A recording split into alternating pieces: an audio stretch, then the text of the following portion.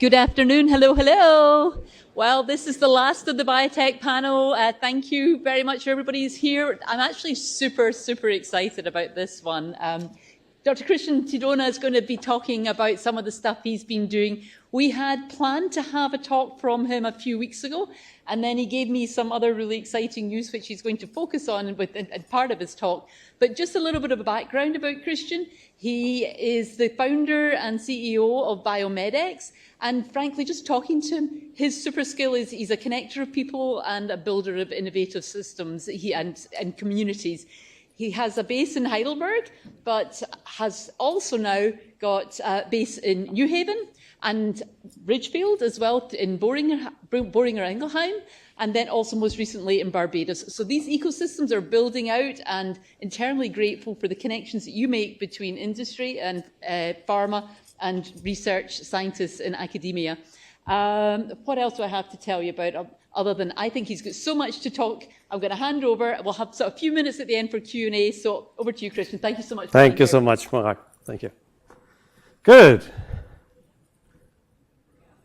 Welcome, everyone, to this last session before the award ceremony. Can I just quickly have a show of hands? How many of you are PhD students or postdocs? So really research. Oh, quite a few. That's good. Then it's going to be not too boring. Okay. Good. Before we start with how we bridge the gap between academia and industry, the question is, what is the main difference between academia and industry? And my first question to all of you is, what do academic researchers want? And we have some academic researchers in the room. What do you want? Just shout. What's your goal in life? Go ahead. What's that?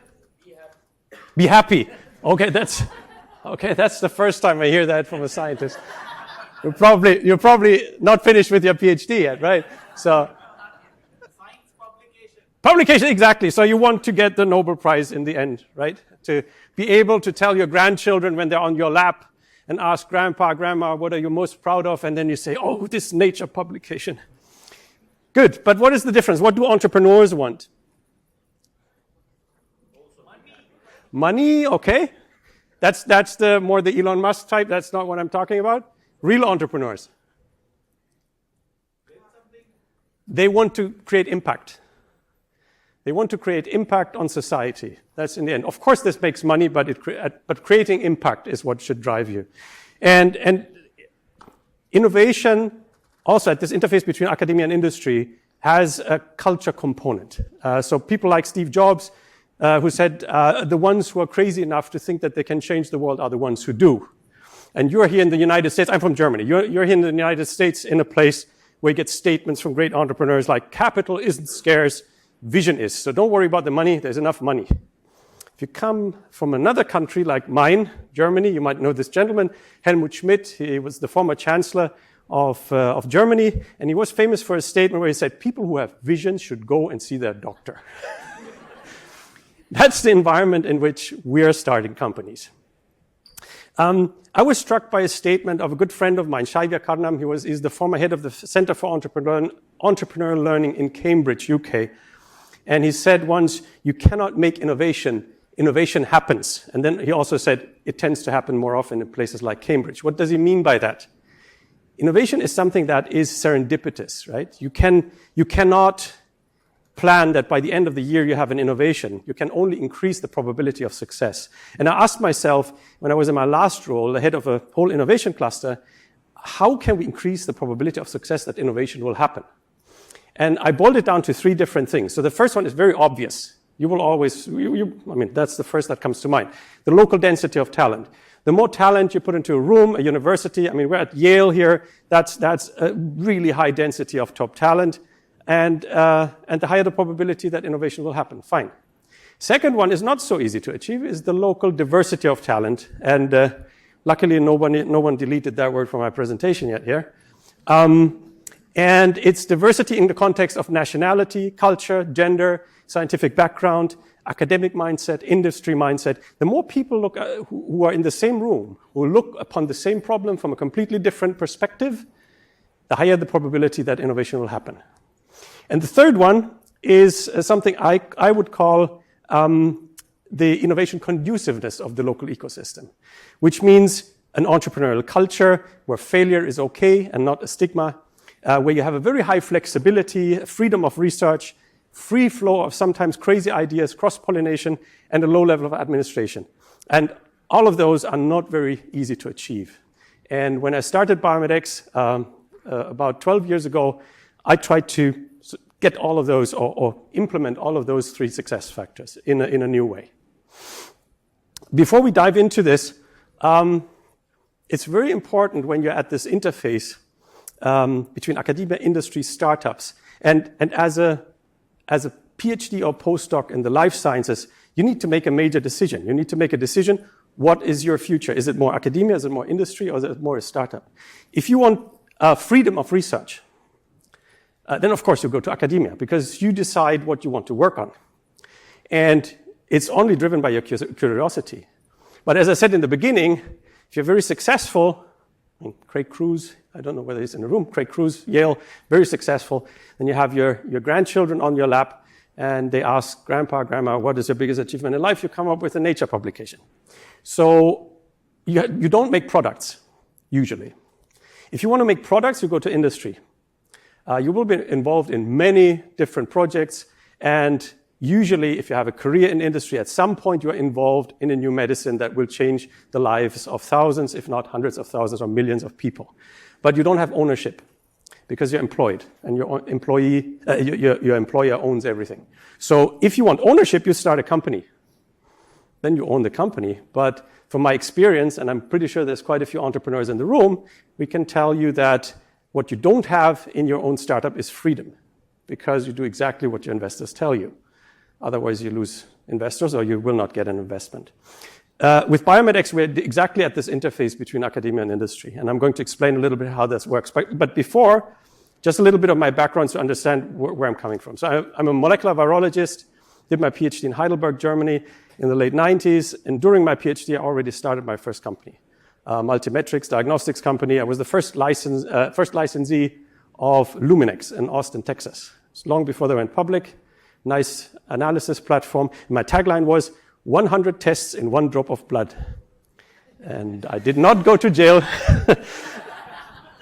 I also wear a black sweater. You know, that's the only similarity.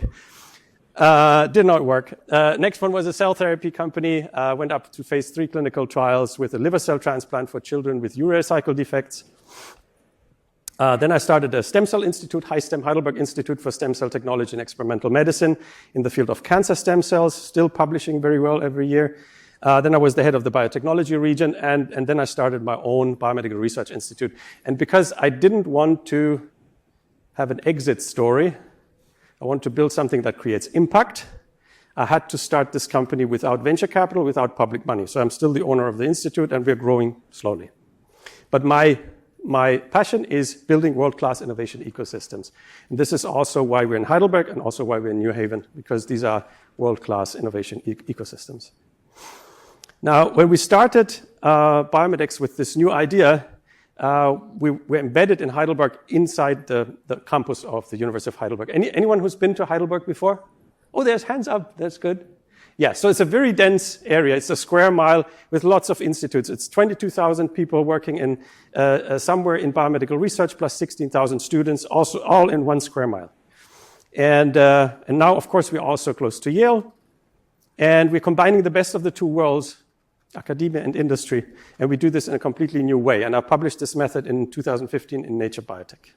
I'm going to show that to my grandchildren. Okay, how are we doing this? So from the industry side, the most important what we get from the industry side, besides money, is very big questions. And that takes most of the time.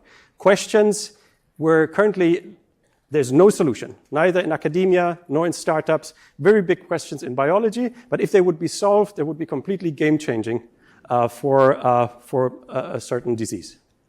And we get mentorship as well. And we have established a global network where we get access to academic talent, to project ideas, to academic mentors, so key opinion leaders, human samples, academic IP and infrastructure. And in the end, we deliver something to the pharma industry, which is a starting point, a package, a starting point to develop a new drug.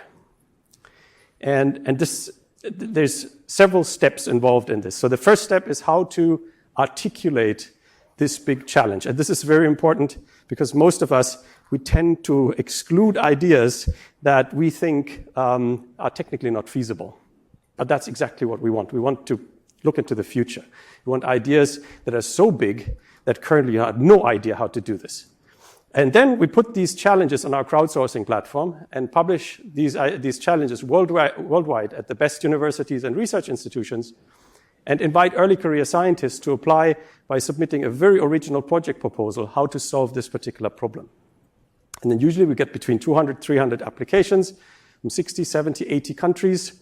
And together with our pharma partners, we then identify the top 15 individuals, so really bright, upcoming superstars from a top school, and we invite them for a 5-day boot camp where they see each other for the first time. So we pay for everything, we fly them in, they see each other for the first time, and then we help them to associate in 5 different groups and help them to convert this collection of academic ideas into something we would call a truly brilliant industry project pitch, where someone in industry, a researcher, would sit back and say, damn, this is brilliant. Why didn't we think about this? And they present on the last day in front of the jury, which is senior management of the sponsoring pharmaceutical company. And then the winner gets a grant of between 5 and 7 million and is then moved physically to one of our institutes. We organize visa, jobs for their spouses, new homes, kindergarten, school, whatever they need. And then they live and work in our institute, which is always on the campus or close to campus of a major university, with access to the local ecosystem, which is very important. Since I started biomedics in 2013, we've been working with 12 different pharmaceutical companies and the Gates Foundation. In Heidelberg, we've started 24 such research groups. Do the math, every single one, 5 to 7 million. So these companies have invested far more than 100 million in the past 11 years into our projects. Since last year, we're here at Yale, close to New Haven Green, in the Elm City Bioscience Center, and with our first project sponsored by AbbVie. And also we started a completely new model together with our partner Boehringer Ingelheim, who also have a booth here. And Boehringer Ingelheim, the question was, can't we put biomedics in a box and put it inside our pharma campus? And then jointly with their management, we've developed a new model we call Exceed Labs, where we do exactly that. So the early career scientists that came through the call and bootcamp process, they are now inside a research campus of a major pharmaceutical company. They are on our payroll. They operate according to our very innovative and very fast collaboration, but at the same time, they have access to everything. They can sit in every scientific meeting. They can use the core facilities. They are like Boehringer Ingelheim employees. And Boehringer Ingelheim obviously likes this model so much that last week we started our next call for application, again for this Exceed Labs format. Also, another iteration of our model is in Israel at the Weizmann Institute in Rehovot, where we build artificial intelligence for drug discovery and development startups. So the main difference is if you win a bootcamp at any of the other sites, you become a full-time employee of biomedics and you get something that looks like a research grant. If you win a bootcamp in Israel, you become the first employee and shareholder of your own startup, and the money is provided as an investment. And actually, the last panel was on protein degradation.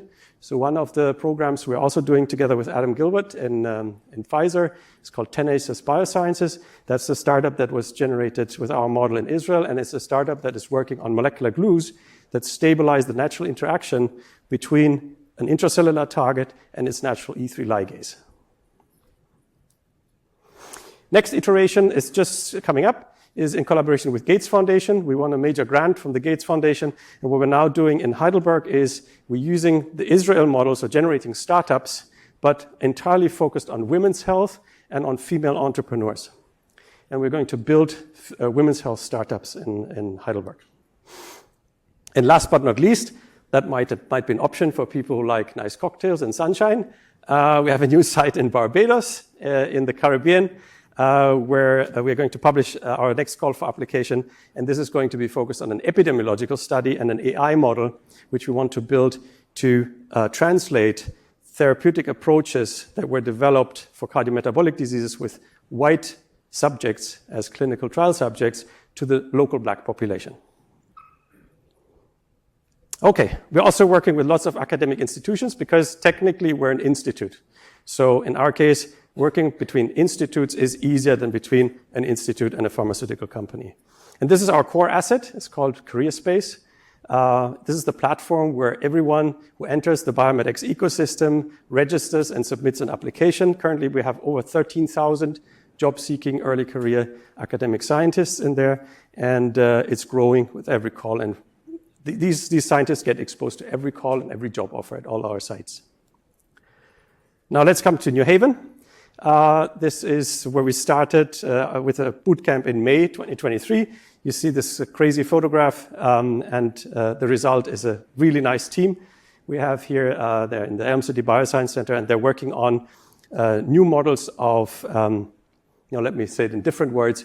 So they have there's a tissue engineering team that is 3D printing large human blood vessels with a lot of different human cell types and the immune compartment in order to look at inflammation of blood vessels.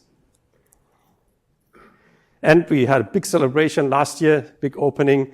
Josh Gibal was there as well. If he's in the audience, I don't know, I can't see him. But Josh is actually, together with John Soderstrom, these are the two that actually got us interested in New Haven. And this is why these are the two who made it happen, together with Kathy Lynch. And this is the reason, because when we were thinking about where could we put this in the United States, we looked at 80 different locations. And it was a clear decision. It needs to be New Haven. And this is what I was talking about. This is the project inside the Boehringer Ingelheim campus called Exceed Labs, and they focus on clinically relevant models for fibrosis and wound healing. And this is the team. And we're very proud of the group leader in the middle. And this is the new call for application, which just went live. It's a new platform for next generation intraocular biologics. So if you know someone who is in that field, please direct them to the page. Now, let's go back a little bit to the future of pharma, drug discovery and development at this interface between academia and industry. And to understand the driving factors or how much this entire industry is changing at the moment, let's do a little exercise. So any idea what's the world's biggest retail company at the moment? Just shout. Amazon, correct. Amazon doesn't have a lot of retail stores. What's the world's biggest hotel company? Airbnb, good. I mean, you guys are good. Airbnb doesn't own a single hotel. What's the world's biggest taxi company? Uber, yes. Uber doesn't own a single taxi. So maybe the biggest pharma company in 10 years from now doesn't own a single pharmaceutical. What do you want to drink? That's good. Okay, so business models will change how pharma will develop and develop new drugs and also bring them to the market. And what's important is Uber yourself before you get Kodak. And it's very difficult for a large pharmaceutical company. Now, I give you a little sort of a vision what the future could look like. So try to imagine now, 15 years from now, what will be the most sophisticated diagnostic instrument? You have an idea? AI, well, the instrument itself, the AI cannot measure your blood or whatever sample it is. What is the device? What's that? A nanorobot. Other ideas? Smartwatch, phone. I call it the iPod. It's a toilet. Every day you put lots of samples, non-invasively, into the iPod. Hopefully Apple is not suing me. And let's assume this toilet can analyze all the information that is in the samples you're providing several times a day. Your microbiome, your constituents in urine, maybe even circulating tumor cells that end up somehow in your stool. I mean, lots of data. And let's assume this iPod can make sense out of the data and send to your pharmaceutical printer in the kitchen the message to print the composition of chemicals, of molecules that will get you personally this day back into homeostasis. This is not super science fiction, right? So some of these technologies exist already. I was recently in Shanghai at a public toilet, and there were urinals that would give you urinalysis while you were peeing. Right? I don't know where they sent the photo, but it exists. And in this case, this is a toilet talking to a printer. I don't see a pharmaceutical company. Let's go a little further. I mean, there's people in the room that are in the lab. So let's assume we have a very smart AI platform that can plan lab experiments based on the deliverables you expected. And then it sends this information to a lab robot.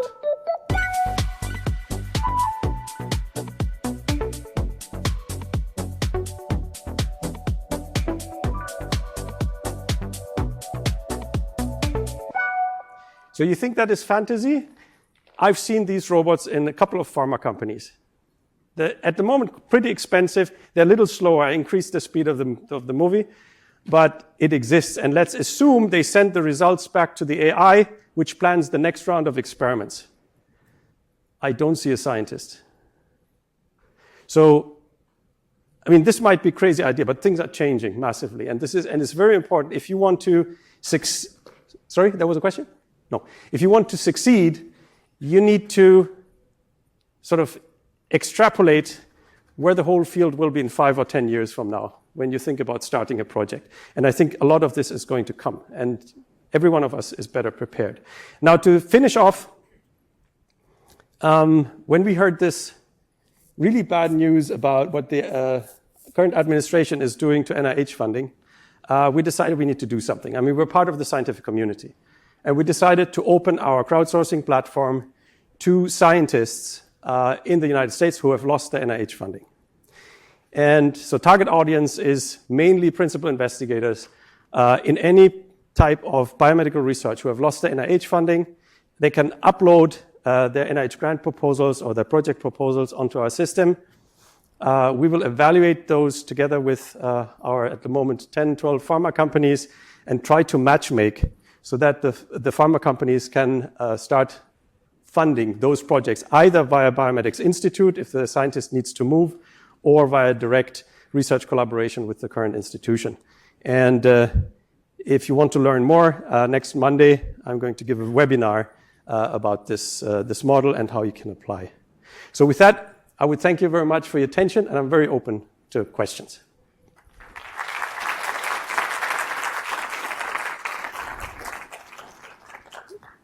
Anyone?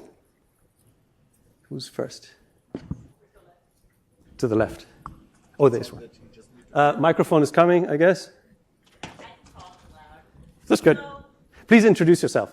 My name's Noel, and I'm a current postdoc here at Yale. Okay. So who owns the contributions when you have so many players at hand? Yep, very good point. So this is at the very basis. So who owns the IP? That's at the very basis of our model. Our model only works, I mean, our source of funding is the pharmaceutical industry. And of course, they need to get something out of it, otherwise they wouldn't do it. So the way how our model works is always in a way that we own the IP. We own the IP of the scientists that are full-time employees of Biomedics, and we own the IP usually in collaborations. It's not really collaborations in the case where we get technologies or a mouse model or cell lines or materials from a university. It's always in a way that we can hand over this IP then to a pharma company. What happens is, of course, that we cannot transfer background IP.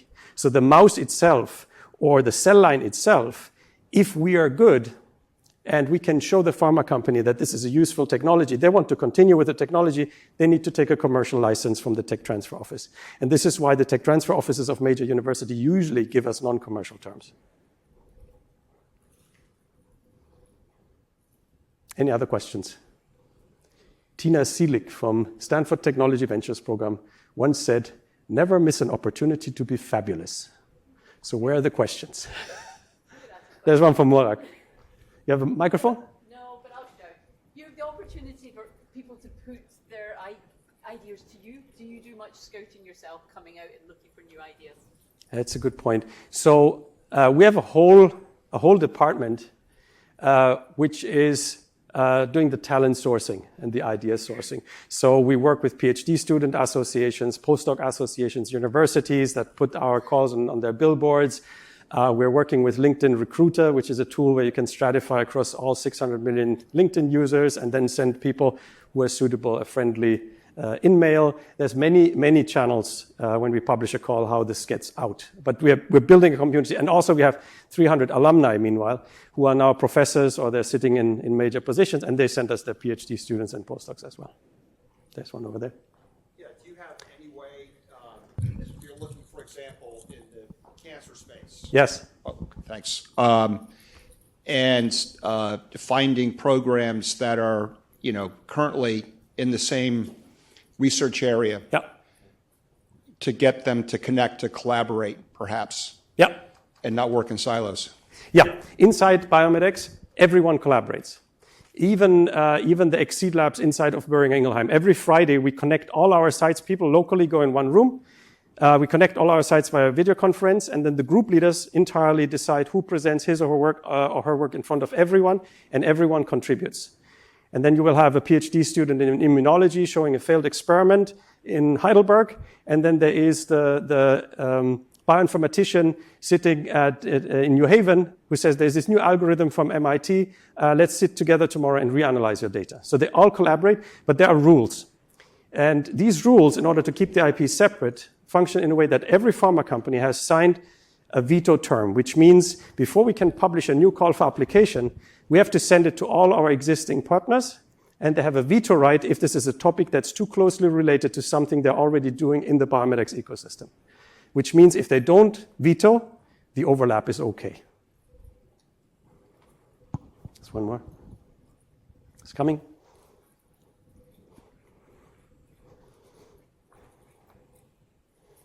Yes, thanks so much. Fascinating. I have two questions.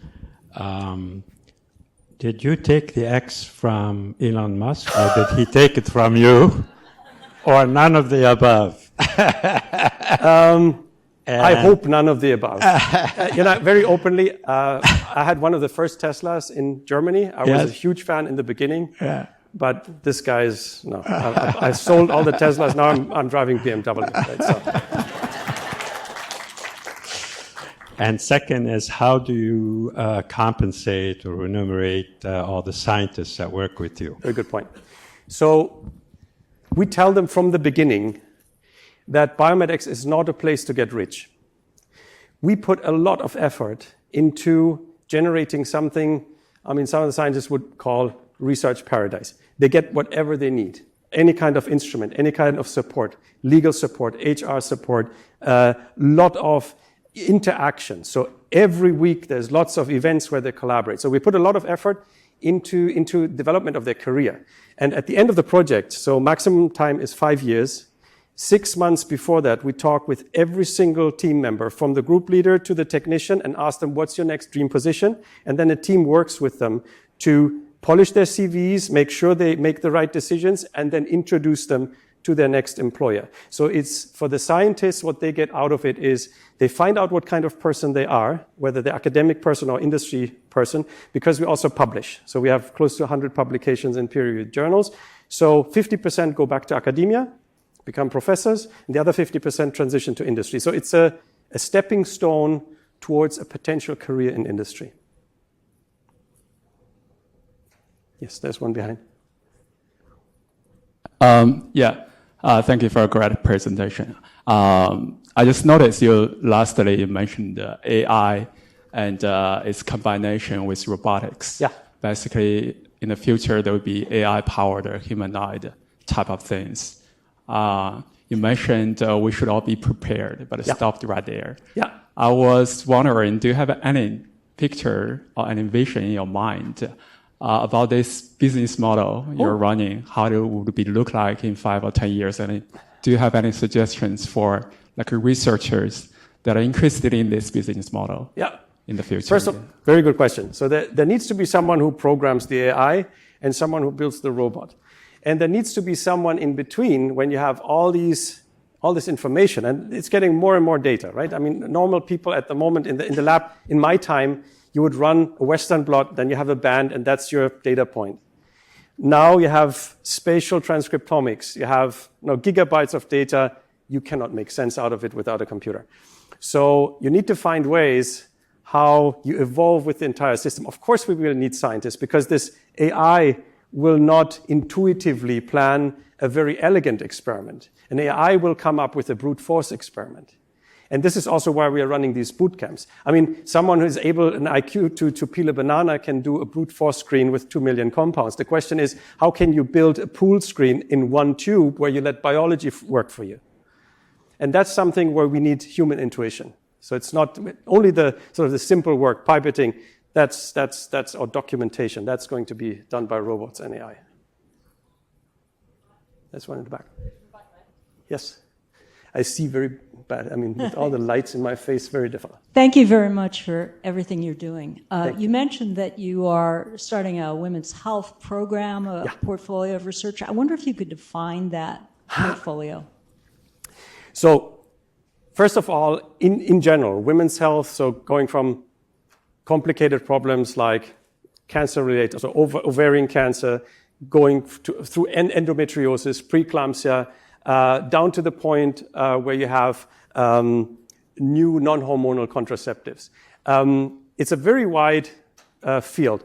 What I didn't tell you is, and this is why Gates Foundation is working with us, with our model you can build things that don't exist. And what we need is women's health startups that are focusing on problems which are not attacked by startups at the moment because they don't seem to be big enough for the big pharmaceutical industry or for the venture capital industry. So we're talking about things that have an application in low and middle income countries.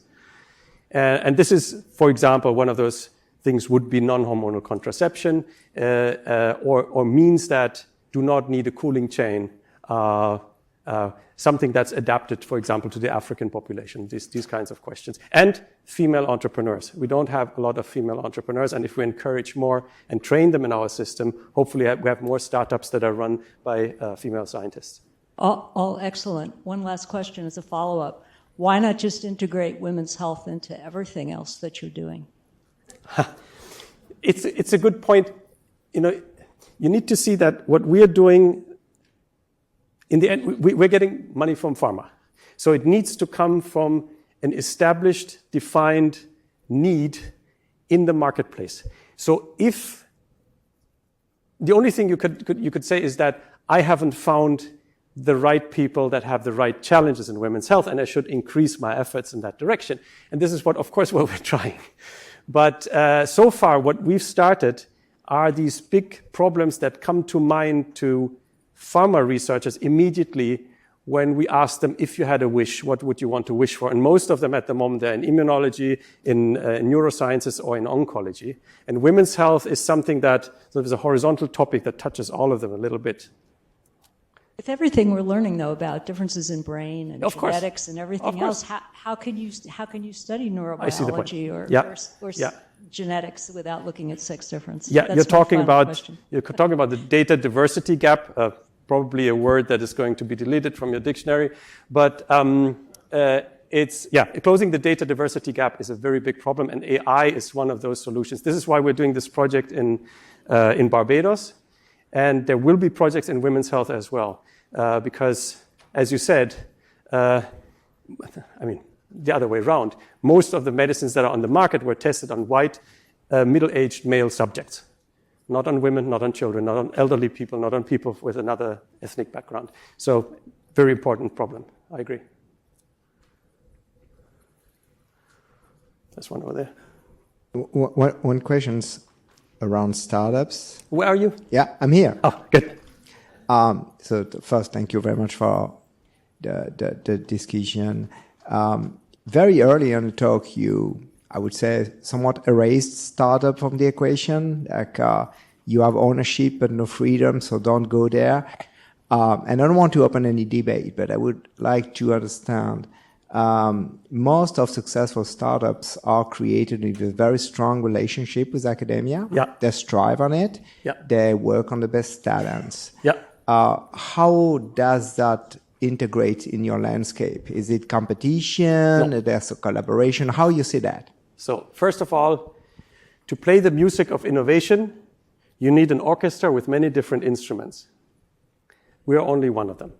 We're not the solution for everything.